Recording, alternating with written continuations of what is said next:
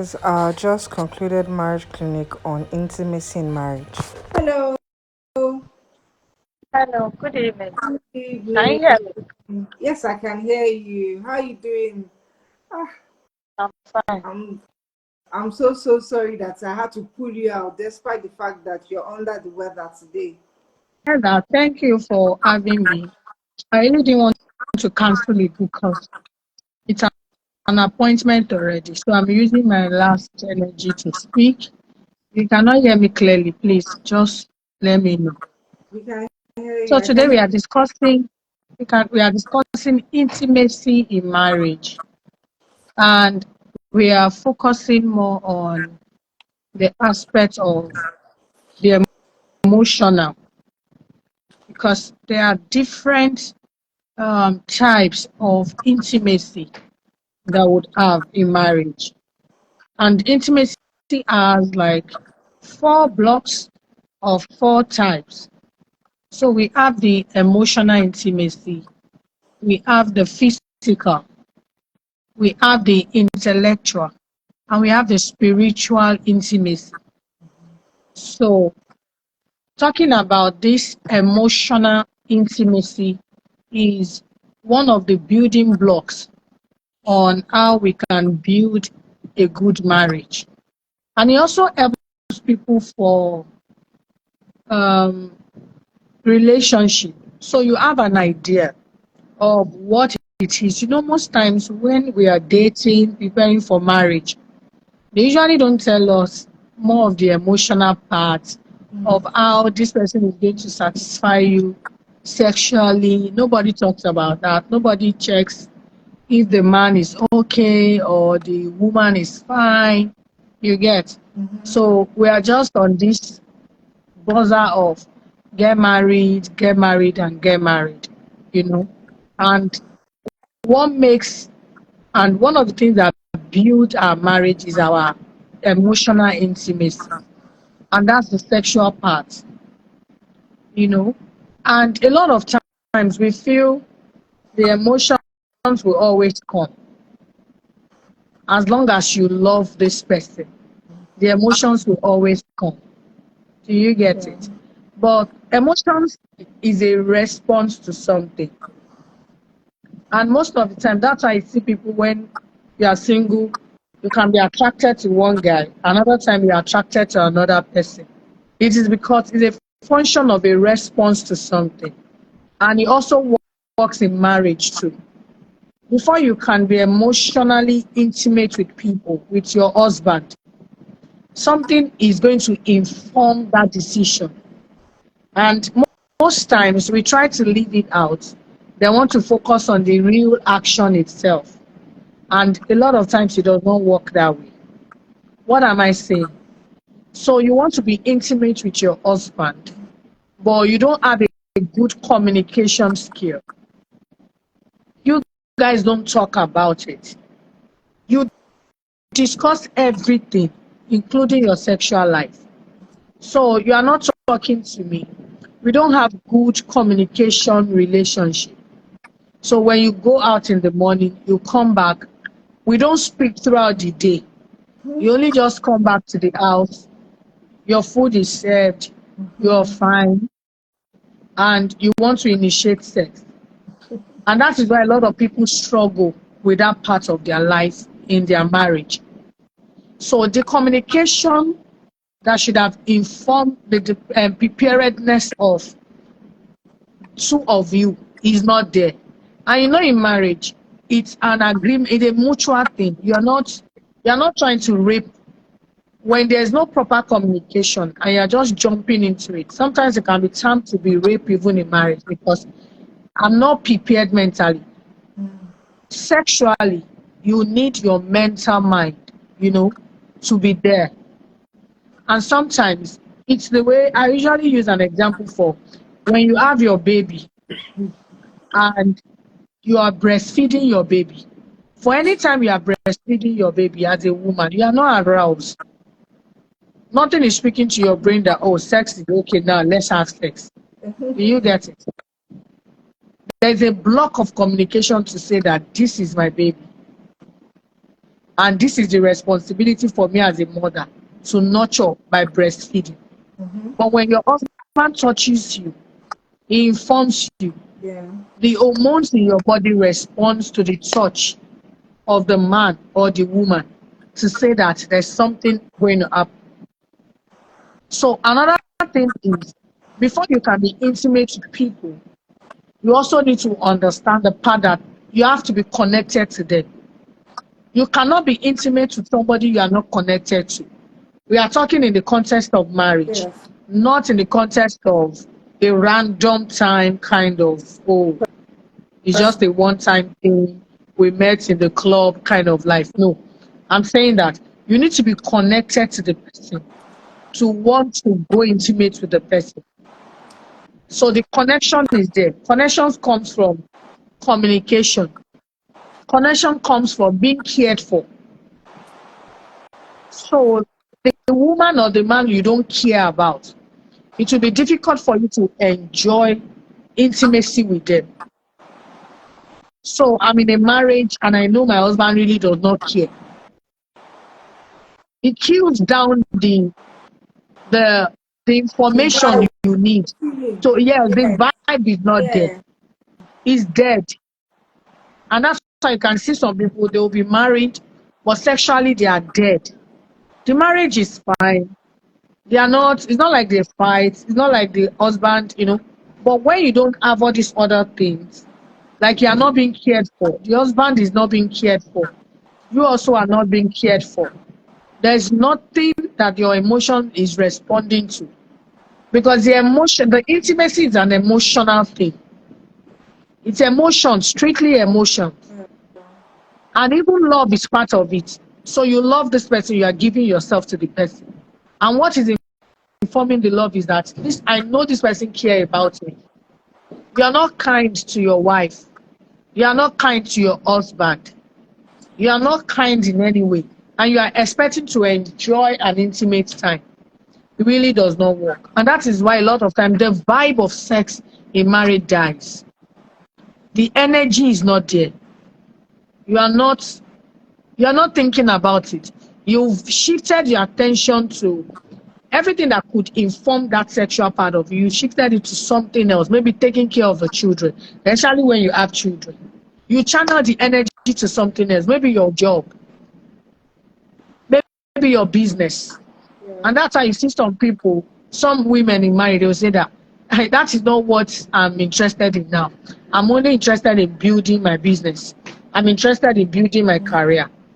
It's not that that thing is not there, but it's dead because what is informing it is not there, is not active. So we don't come into the conclusion of sex and intimacy when we don't have good communication with our spouse, when we are not connected to our spouse emotionally, we are not attractive to the person. The place of attractiveness is that you also prepare for the sex. So you are neat. So you've cooked all the while. You got back from work. You hadn't had your bath. You just ran to the kitchen. Let me quickly make this food.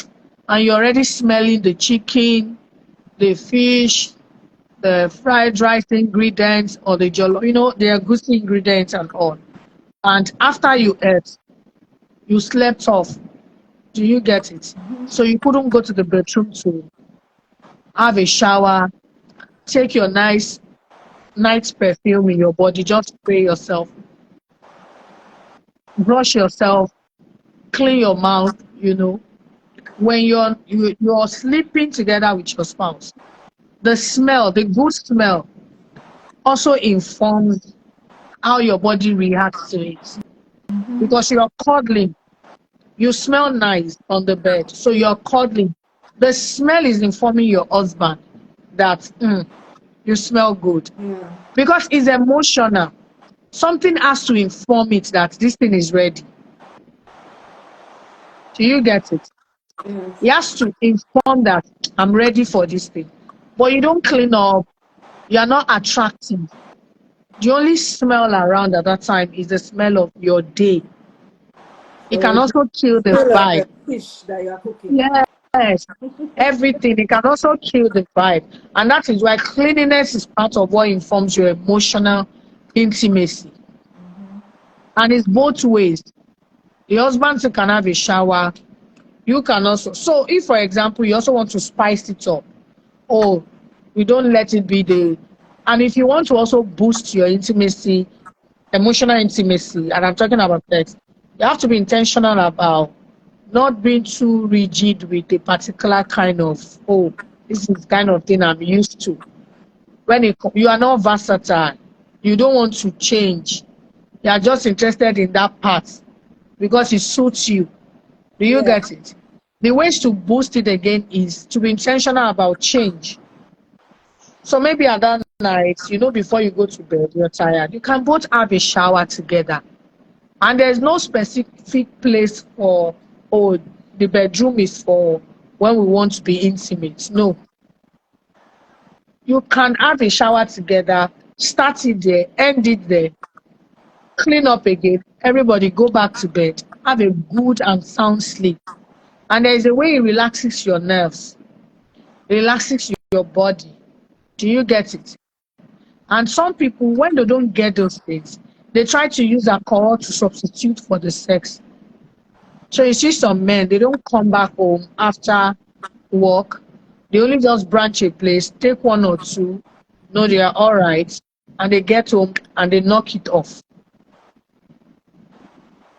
Do you understand? So they substitute it for something else because nothing is informing their mind, nothing is informing their brain. And one of the powerful tools again to keep your intimacy top notch is your ability to communicate throughout the day. You can Absolutely. chat your spouse to tell Absolutely. them this is the way I want it as you're coming home. He is Exactly. ready mentally. Exactly. You get charged up before you even meet. Like I was talking to someone, I was like, you know what? Sometimes you just have to have that communication, even when during you guys cannot go a whole day and you don't hear anything about each other. You're meant to hear each other's voice. You're meant to be in each other, part of each other's life. So occasionally, tell you, babe, that thing that you did that last time, man, it was something else. Was I'm so waiting for good. that one. It's supposed to be your. I think another thing for sorry to cut in is the fact that some people have removed friendship from that marriage, and it makes you that rigid, being rigid now becomes a problem because if you see your spouse as your friend, someone that you can be vulnerable with, you can be anyhow. I mean, someone that sees you in and out, it should be easy for you to say, "Guy, how far? Tonight is the night. Oh, please, come back. I need some action tonight." You know what I mean? So you know that I cannot afford to go home tired today. My wife has told me that today is the day. You know what I mean? So you're already getting gingered. Go ahead, please. Yeah, correct. And you have to communicate with one another. You have to talk about it. And one of the things some people don't do is that when you don't enjoy it, talk about it. What didn't he do well? What didn't she do well? Because some people during that act, they may experience pain Yeah. depending on their exposure, experience. Maybe after they had a baby, Or there's they this have an particular infection. complication. Yes. So there's this pain that comes when it goes to some places in you. Yeah. You should be able to communicate it rather than withdrawing. So some I people, mean, because the communication is not there, they yeah. withdraw. Yeah, and but another thing, I realize some people, it's not even just the communication, it's the fact that they don't utter those things in a sensible and respectable manner. You know what I mean? So you find out that you're bruising the ego of both the man and the woman. Because if you tell a woman, man, this thing said every day pain, the woman will just feel as if, does it mean that I'm not okay? Or the man is too now thinks that it doesn't mean I cannot sexually please you. You know what I mean? So you have to be cautious how you air that particular thing because yes, the most important thing you want is actually to ensure that the next time it's actually better. Yes, yes. And that's where I'm going. You get better on it. Especially when you marry someone who is not inexperienced. So you get better on it. And the only way to get better is when you talk about it. So, and you say it respectfully. You don't demean the contribution of your partner. So this person is not sexually there because you had experience with different girlfriends that satisfied you. You need to take that mind off you to see that this is my wife. She is not that person. If not, you open the door for infidelity. Absolutely. And it's also part of it. That you have to understand that she is not the ex you left. This is a different person. Yeah. And it's also a journey. Especially if the person you married the person a virgin. You don't put the pressure of the experienced person on the virgin. Do you get it? You give them the space for growth and you help them grow. It could be a man or a woman. You don't talk them down. Because to the lady or to the man, he did the best. But Yeah. to you, he's not. But at that time, it's not the fault of the person doing the best. It is because you are coming from a well-exposed environment. And he or she does not know. If you don't communicate it rightly, you can also kill the vibe of that emotional intimacy in your marriage. I want. So you are polite about it. Yeah, I wanted to chip something in before I forget. Sometimes it might not even be that you are not, the person is not good in whatever they are doing. It could also be that you're not even, like you said earlier on, you're not actually in the state of mind to receive from that person. So the person can go all out, but because you're not just in that state of mind. So that's why, like you said, if you're not intentional about those things, you find out that you can be with the person that is the very best, in fact, but you are, because you're not yet there, nothing is going to, that experience is not going to be good. You know what I mean? Yeah. So you just have to also tell, because sometimes it might not be because of your spouse, it might also be your own fault. Maybe you're dealing with something that is making, like, for instance, somebody has gained weight and she's already feeling like she's not sexually appealing. Already she has created a barrier in her mind. So no matter what, she already feels like I'm not there to receive. You know what I mean? So something else is already blocked. That's like sometimes you realize that in therapy, when you begin to talk to someone, you have to now start boosting the person's confidence, the person's, to know that, you know what, your husband still sees you as beautiful. Don't worry about that. If you want to lose weight, go ahead and lose weight, but don't make it be something that will not cause a boundary between you and your spouse. Yeah. Thank you so much for that. So it's part of what I was saying, that you just have, and the ability to also understand your body is also good. Yeah. You understand your body, and then who initiates the sex? Any of you. It is not the responsibility of the man or the responsibility of the woman. Any of you start it. I always say to people, if you want it, ask for it. It's your marriage. This is not a matter of, oh, you are not in a relationship like when you were dating. This is marriage. Yeah. If you want it, you initiate it. Start it. And it would respond. And like I said, because it's emotional, there's a mental play out. Like, you also need to also appreciate your body too. Some women don't appreciate their bodies, especially those who had given birth. You know, some of us, before we gave birth, we had flat tummy. Our body is just there. But now there's this flappiness in your stomach and all. And you're seeing yourself like, oh, it's changing. And because we've seen over social media how people are so looking beautiful, flat tummy Yeah. after 4 kids, you are struggling with the body structure thing. So it's already informing your mind that you're not good enough. So trying to take off clothes, habits. I've seen somebody who told me that she's always very shy, and somebody said she would rather put off the light. The husband said he would want it on. On. You know, they can struggle on this for minutes, discussing the light on, the light The off, the energy is light. already gone. And at the end of the day, the energy is not there again. So they've been struggling with it. So we had to help them. And that has nothing to do with their sexual life. It's just a background thing. So you're coming from a home where the light is always there. when you want to sleep. Some people in their house, when they want to sleep, it must be off. Some people, it just have to be on. So you have to also understand that this is marriage. Yeah. The place of compromise, that is where I'm going. If you are just starting, it's a new marriage. You can do the off one day, do the on another day. By the time you start doing it that way, you would come to a place to realize what works for both of you. Absolutely. Absolutely. But when you're not ready to compromise, it becomes an issue. So to build your emotional intimacy too, the place of compromise is there. And that is what even marriage is all about. It's not my way.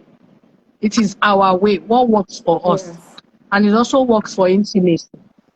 You seek new experience. I said it before. You are not used to a particular thing. No. You can change it. Work on it. And I want to talk about the way we merge our religion to our sexual life. As long as you are in the marriage, there's nothing holding you back. Express yourself. Absolutely. And that is why it is done secretly between both of you.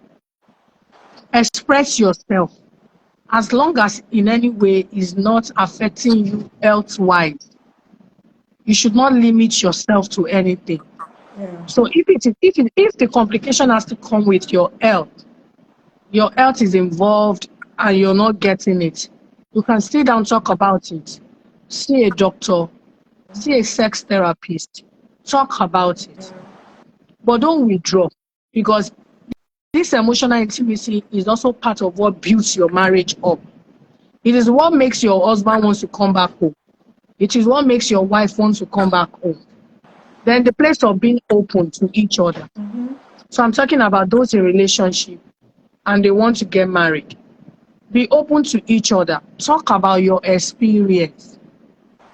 Nobody's talking about you being perfect, but you must be able to be open to talk about your experience.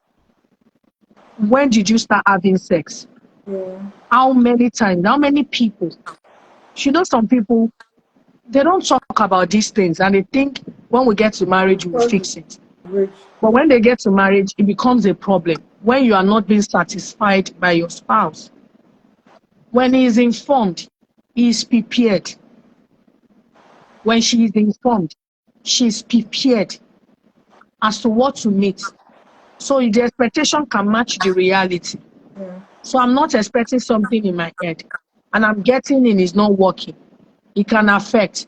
When the emotional part of your marriage is not well built, it can affect every other part of the marriage. Like I said, we have 4 different types of Yeah. intimacy in marriage. We have the physical, the emotional, even we have the intellectual. Some people are attracted because you are intelligent. You Absolutely. can hold things. Even while you're talking to them, you're having the conversation. Your husband is having the conversation. You're already feeling Some this some men touchy, are good at touchy. cooking. Once you are Yes, you're already back feeling. there, the man is already waiting for what is coming next. He say, I need dessert. Yes, yes. But some people, because they cannot have that intelligent discussion with you, they are not attracted to you. So the only person they see is a friend or a sister in marriage. No. And there's a part of the physical, the touch. It's a journey. You don't just jump into it. You touch one another. The physical part is the gift. The physical part is assisting. Ability to render help. So she came back from work. She ran to the kitchen. She's cooking. And you're able to help out. What are you doing? What can I help you with? It's informing. But The emotions is there. some people will say that they were not raised as domestic men. And I say this, even though you are not domestic, you are not raised as a domesticated person, there is always something to give. So if you cannot fetch that water or turn the gari or whatever, get her assistance. Sit down with her in the kitchen occasionally. Let her just feel like you're part of that, you're experiencing that body with her. So whatever it will work for you. If you can afford that, provide that. If it's something because it's like one of the things that causes emotional intimacy is when both of you support each other on the things that people do. When a man is usually aroused by a wife who is supportive of him. The mere fact that you have a wife that she got you, he every time as he's walking past, he's just looking at his wife like, man, this my wife got me. That one already is already a turn on for him. The same thing for a woman. If like I tell people, the fact like I read electronics engineering as my course, but like in my house, I don't want to be the one to change bulb. I want to see my husband changing the bulb. It's sexy to me. I feel like I have a man around, you know. That one already is already a turn on. So when I'm looking at her, you put the energy, you pick that one. I feel like I'm being cared for. I don't want to do it in my home. You know what I mean? So there's some things that once you realize that you guys are supporting each other, that alone is something to you know help. It's true. It's true. We are both speaking the same thing. So it's fun. That was why I said that a lot of times is a response. The intimacy, the sex you have, how good it will be, how poor, the decision of the outcome of your sexual life has to come from what is informing it. Thank you so much for watching. You can subscribe to my channel for more videos and content such as this. Bye.